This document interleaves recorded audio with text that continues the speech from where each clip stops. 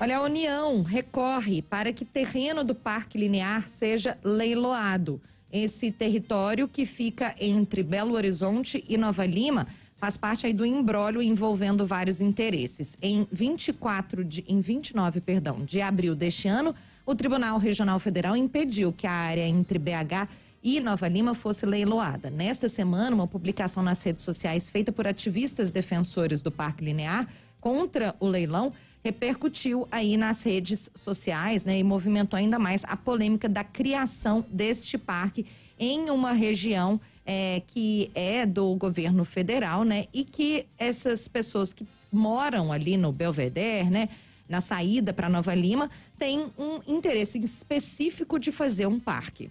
O advogado especialista em direito imobiliário e ambiental, Hugo Veloso, comenta que o leilão é constitucional, mas a questão ambiental deve ser levada em consideração como interesse público. Entendo e penso perfeitamente constitucional a possibilidade do leilão do Parque Linear do Belvedere. Entretanto, isso não escapa aos olhos do interesse público quando diz respeito às questões ambientais, com base no artigo 225 da Constituição Federal, que trata exatamente da necessidade e da obrigação de não se retroceder no direito ambiental. Ainda nas redes sociais, ativistas pelo Parque Linear afirmam que irão continuar se mobilizando pelo terreno. Quem vai conversar com a gente agora sobre este assunto já está conosco, inclusive em imagens, lá no YouTube da TV Band Minas, é a Flávia Papini, coordenadora de Arquitetura e Urbanismo, Tecnologias e Design do UniBH. Flávia, boa tarde para você, seja muito bem-vinda aqui ao Band News Minas, segunda edição. Queria que você começasse então explicando para a gente a situação desse caso especial lá em Nova Lima e se existe viabilidade ambiental, como é que está a questão lá atualmente. Boa tarde, pessoal. Muito obrigada pelo convite. Esse assunto é muito delicado e já aconteceu várias vezes aqui no município de Belo Horizonte.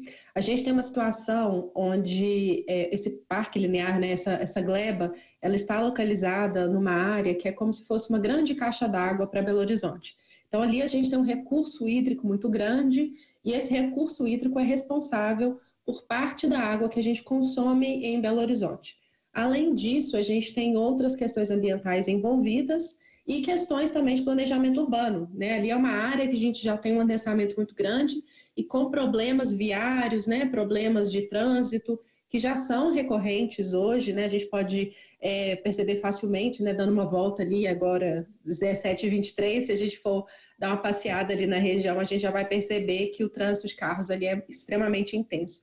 Então, se a gente pensa em urbanizar aquela área, em trazer comércios, trazer mais moradias para aquela área, ainda que respeitando legislações ambientais, à risca, a gente traz um impacto urbanístico muito grande. Então, é um imbróglio, de fato, mas que a gente tem que pensar bem amplamente, né, levando esses aspectos urbanos e ambientais em consideração. Flávia, Duda Ramos aqui, muito obrigada, né, primeiramente pela sua participação conosco para falar de um tema que impacta a vida de todo mundo. Haja visto que esse território é um território do governo federal, ou seja, ele é de todo mundo, né? Ele é de todo cidadão que é mineiro, que é brasileiro e principalmente, né, de nós belo-horizontinos e que dividimos ali as fronteiras com os novalimenses, né, com o pessoal também de Brumadinho, Casa Branca e tudo mais. A gente sabe que existem locais em Belo Horizonte, principalmente em regiões onde o metro quadrado, né, é muito bem avaliado aí na especulação imobiliária, em que um grupo, né, grupos de moradores conseguem colocar até cercas e cancelas, né, em ruas que deveriam ser livres para o trânsito de qualquer um ir e vir. Como que fica esse tipo de questão também na análise específica deste caso aqui, que é esse parque que um grupo muito específico também da região do Belvedere quer construir ali, quer colocar sua identidade e tudo mais? Bom, no caso, quando a gente está se tratando de uma área pública, né, o acesso ele deve ser público também. Então, caso a gente coloque qualquer tipo de controle de acesso, né, vamos colocar aí o Parque Municipal, por exemplo, ele tem um certo tipo de controle de acesso, Parque das Mangabeiras, o Mirante das Mangabeiras, né? Então, a gente tem vários tipos de controle de acesso e isso é permitido, está dentro da legislação.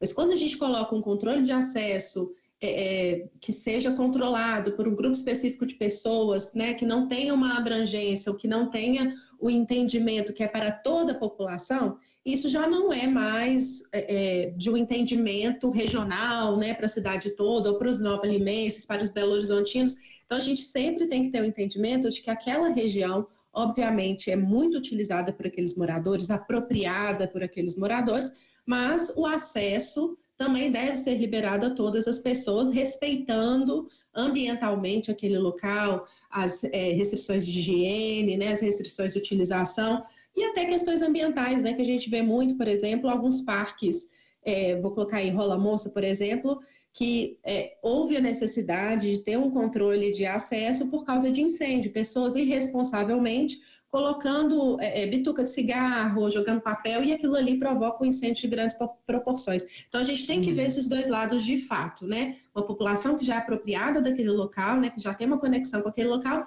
e toda uma população também querendo utilizar daquele espaço. Ok.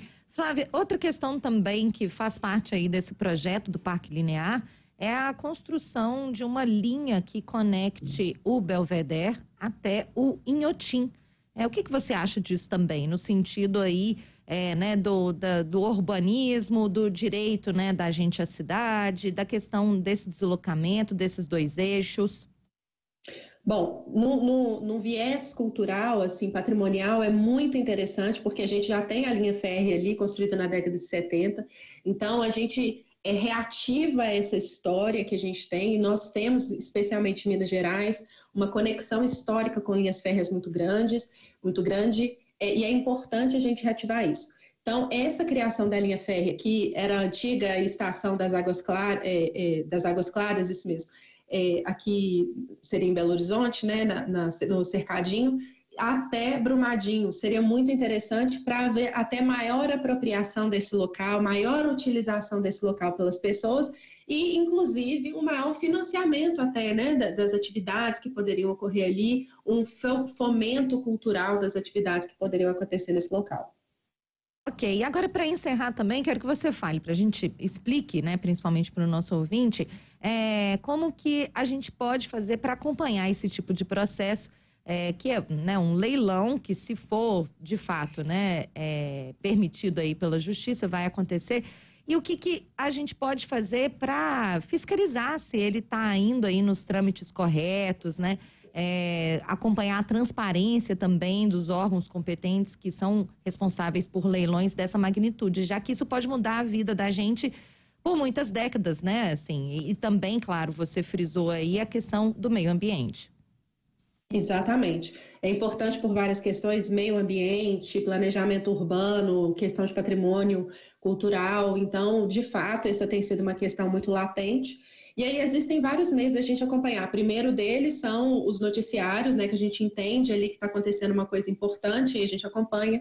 Outro local que a gente pode acompanhar são as redes sociais, especialmente do Parque do Cercadinho, que a comunidade tem sido muito ativa no acompanhamento desses processos. O site do Ministério Público Federal também tem sido uma fonte de informações muito importante, porque eles têm colocado os argumentos, inclusive argumentos jurídicos, né, na entrada dos processos, nas justificativas. Isso é muito importante para nos munir de informação, até para nos posicionarmos, né, de acordo com a nossa visão daquilo que a gente acha mais interessante para a nossa cidade e para o nosso futuro, especialmente, que é o mais importante.